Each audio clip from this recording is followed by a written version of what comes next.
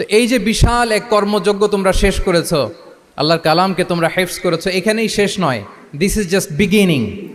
এটা কেবল শুরু। এটা কেবল কি? এটা কেবল শুরু।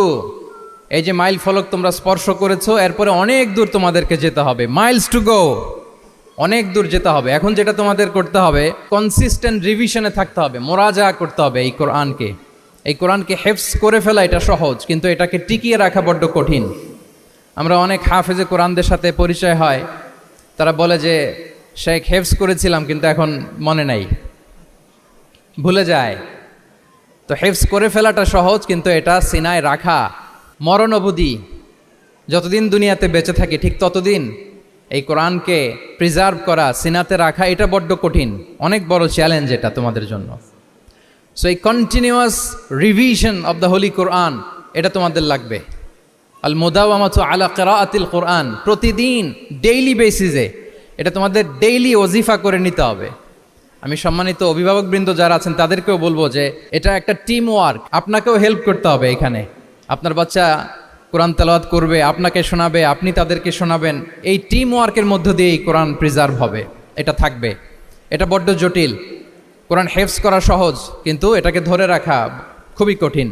সো তোমাদের জন্য first and foremost reminder tonight, প্রথম রিমাইন্ডার হচ্ছে যে রেগুলার বেসিসে এই কোরআনকে মোরাজা করতে হবে, তা না হলে এই কোরআন থাকবে না।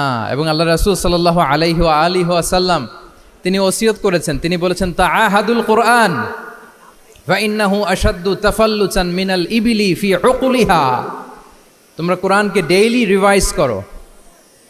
যারা তোমরা হেফজ কমপ্লিট করেছো, হাফাজাতুল কোরআন, তোমাদেরকে উদ্দেশ্য করে আল্লাহ রাসূল সাল্লাল্লাহু আলাইহি ওয়া আলিহি ওয়াসাল্লাম বলেন যে তাআহাদুল কোরআন, তোমরা ডেইলি বেসিসে কোরআনকে কি করো? রিভাইজ করো, রিভিশন দাও, মোরাজা করো, এটাকে সম্মান করো।